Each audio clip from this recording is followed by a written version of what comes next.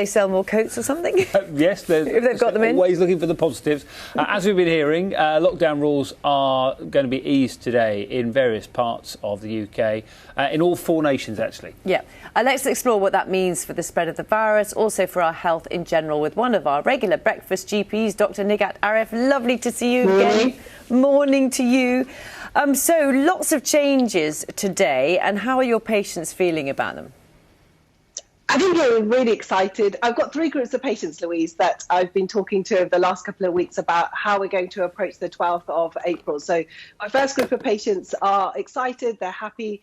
We know that we've got to a position where the numbers of the virus have come down, and also the rates of death, thankfully, have completely gone down as well. And we've got the vaccination program, which has given them a lot of confidence as well. Then my middle group of patients who are sort of excited but nervous at the same time about what this will mean, because this is our 3rd time that we've been in lockdown, and we are desperate not to get to a 4th lockdown. And then my 3rd group of patients who are really nervous, and they've really had a lot of social anxiety, even to a point where some of my patients have had agoraphobia. They're scared of stepping outside. And that could be a combination of things, just because we've become used to living indoors, we've become used to social distancing, we've become used to sort of staying away from people. And then suddenly to start integrating is bringing its own set of problems as well.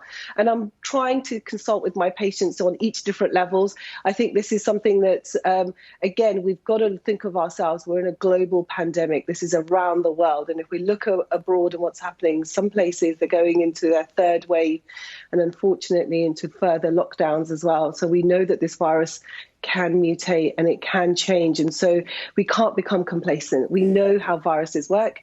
We know exactly how to sort of fight the enemy, shall I say. I hate using that word, but we have to sort of make sure that we actually do abide by the rules as much as possible. But I think on the whole, exciting times. I think hairdressers are going to be very busy, definitely, for the next couple of weeks. We're going to be at a hairdresser a little bit later, which I think has something like 6,000 people trying to get appointments, and they won't be alone in that, will they?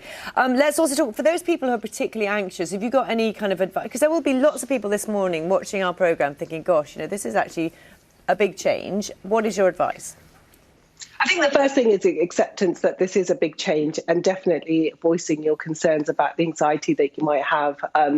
We've seen a rise in mental health. I know BBC Breakfast has covered this on a number of occasions. And also this is a time for somber reflection as well. We've had a very difficult weekend where we've been reflecting, as you guys were earlier, about the Duke of Edinburgh and loss and grief. And as much as it's hard to say whether you're a monarchist or not, but at the end of it, we know that the Queen is grieving, and there is bereavement that we've all got to be reflective of. And unfortunately, we've had another death of Nicky Graham as well, who's been battling with eating disorders. And you had a wonderful Hope Virgo over the weekend talking about that. So I've seen that personally in my practices. Mental health has been on the rise. People who've never had anxiety and depression is on the rise.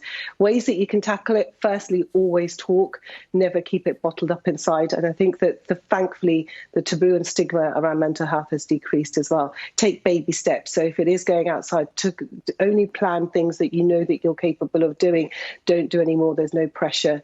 And then also there's so much services out there that can support you. There's us as GPs. We've always been open throughout the pandemic. If you failing to get through to us, you can self-refer yourself into the psychological service or IAT services. There is the 1U. There's also Healthy Minds as well. There's Good Samaritans. And for those who are struggling really with grief and bereavement, because we've had such a huge loss. And as we're coming out of lockdown, I know a lot of my patients are really going to now start the grieving process, because they can get together with family members of the loss of relatives that they've had over COVID-19. So there's the Good Grief Trust as well, who's able to support you with that. So always reach out. Please never keep it bottled up inside. You make lots of very good points there. Can we just talk briefly about Ramadan, which begins today? And you've talked about this before, how important it is to continue getting the vaccine if you can. Yeah, Ramadan is starting for some today, some tomorrow, some Wednesday. It's very confusing, so I won't go into it. Happy Ramzan Mubarak to all of my Muslim friends, because 1 billion people around the world will be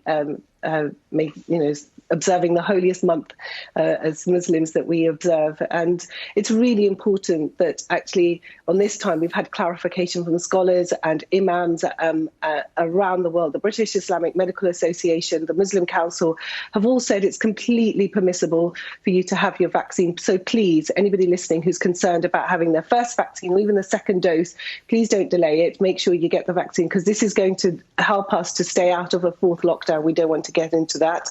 And also, it won't break your fast as well. If you're concerned about that it might, or you have worries, always consult your scholar. But as Muslims, we know that there is leniency when it comes to Ramadan. We're going to be fasting from sunrise to sunset with no water. And if you're concerned that having the vaccine might make you poorly, you can always skip a day and then have your fast later on in the calendar month, or give a charitable donation, something called fitrana. So this is something that is always going to be in discussions, because this is the second time we're spending Ramadan under restrictive measures. We had it under lockdown last year, which wasn't a pleasant experience as I was observing Ramadan last year. I'll be observing Ramadan starting from tomorrow as well. And I know how much, as a Muslim community, we've worked really hard. We've got vaccination programs happening out of mosque. We've done a lot of outreach work with Team Halo.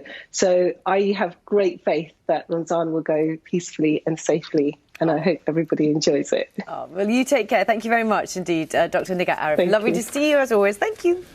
Are you talking about getting a haircut in England from today? Well,